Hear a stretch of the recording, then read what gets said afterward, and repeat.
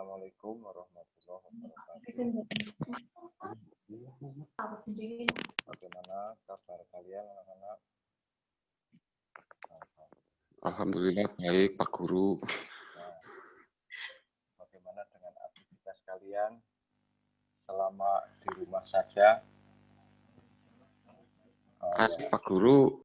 Dalam pandemi seperti ini, ya Pak Guru mengingatkan kepada kalian ya untuk selalu menjaga protokol kesehatan, yaitu dengan cara memakai masker setiap keluar rumah, cuci tangan pakai sabun dan air yang mengalir, dan mengurangi kegiatan yang sifatnya itu berkerumun.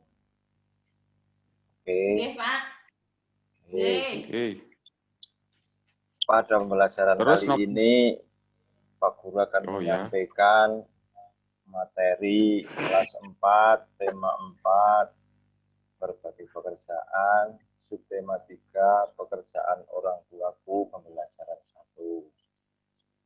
Mengapa kalian membutuhkan dan harus mendapatkan materi tersebut?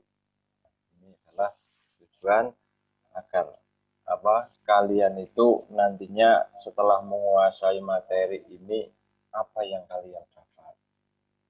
Gitu ya anak-anak.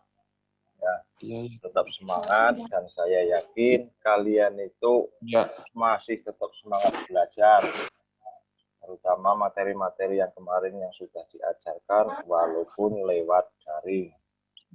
Gimana tampilannya? Bisa diterima? Bagus. Kalau ada materi yang bingung bisa tanya sama kakak atau orang tua. Tapi perhatikan gambar berikut. Oke. Kira-kira gambar apa itu? Itu gambar kelinci dan buaya. Nah, oke. Mari kita lihat bersama-sama. Apa gambar itu? Oh, ternyata gambar tupai dan ikan gabus. Nah, selanjutnya mari kita analisis cerita tentang tupai dan ikan gabus. Ya, sama-sama kita membaca. Pak Guru membaca dari sini, kalian membaca dari situ. Nggak apa-apa ya? Oke.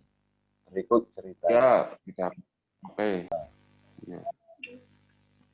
Setelah kalian membaca cerita tadi, tentunya kalian itu mempunyai gambaran tentang cerita yang telah kalian analisis tadi. Ada awal cerita, ada akhir cerita, kemudian ada pesan, ada judul, ada tokoh, sifat tokoh, tempat, dan lain sebagainya. Nah, menulis, tanya jawab.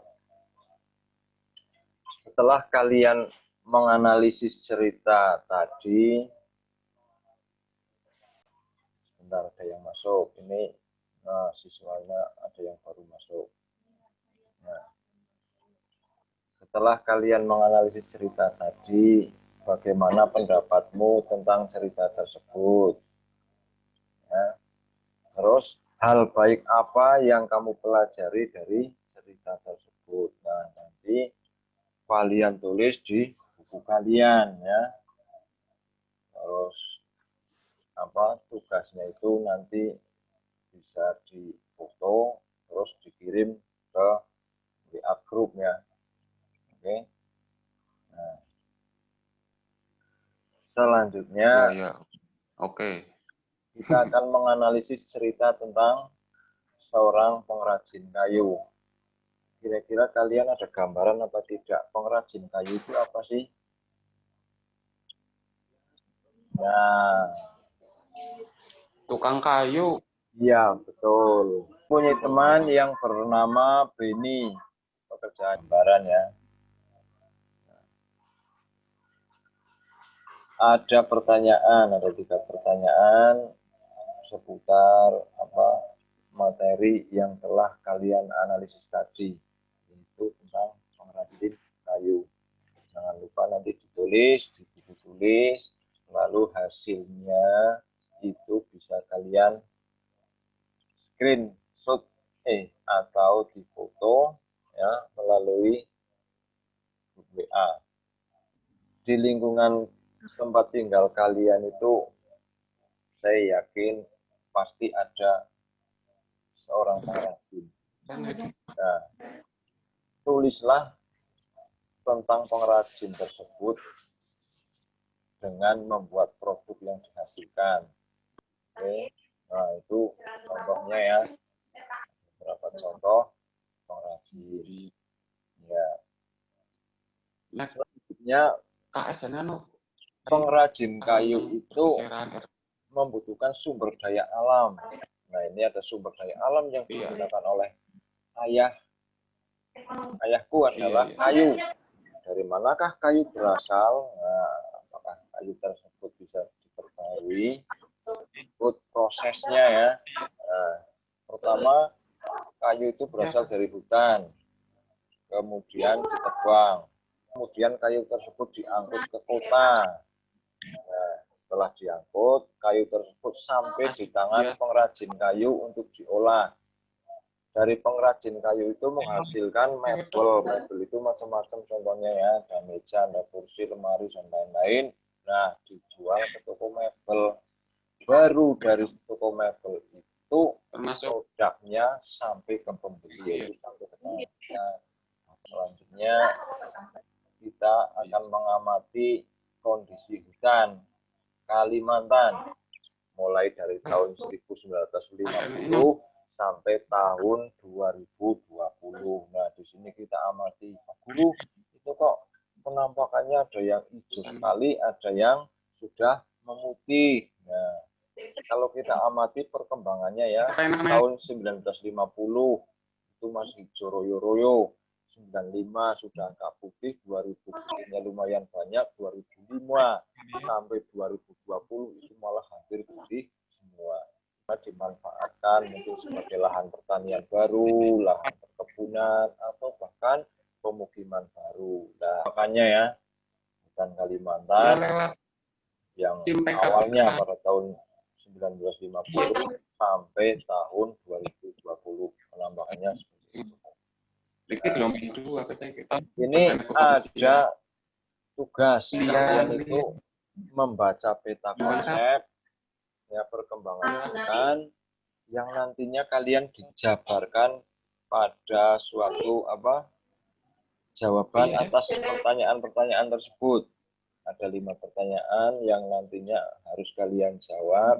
Seperti biasa jawabannya ditulis di buku tulis, kemudian nanti hasilnya itu difoto dan dikirimkan ke WA group. Ya. Nah, agar hutan kita itu tidak rusak, ya, apa sih yang harus kita lakukan? Nah, ini ada beberapa contoh sikap peduli terhadap hutan, ya. Antara lain itu adalah penghijauan atau penanaman kembali hutan yang gundul. Nah, silahkan barangkali ada yang masih bingung. Kalian itu diperkenalkan dengan adanya teknologi. Jadi kalian punya HP itu tidak hanya buat main-mainan saja, ya, namun dimanfaatkan sebagai media pembelajaran. Pak Guru menggunakan laptop dan kalian menggunakan HP. Jadi ya. Selanjutnya ya, karena ini materinya sudah selesai, nanti kalian akan saya beri soal lewat Google Form yang nantinya linknya itu akan saya kirimkan lewat WA Group. Oke, terima kasih. Tetap semangat ya, jangan lupa menjaga protokol kesehatan. Ya, Assalamualaikum warahmatullahi wabarakatuh.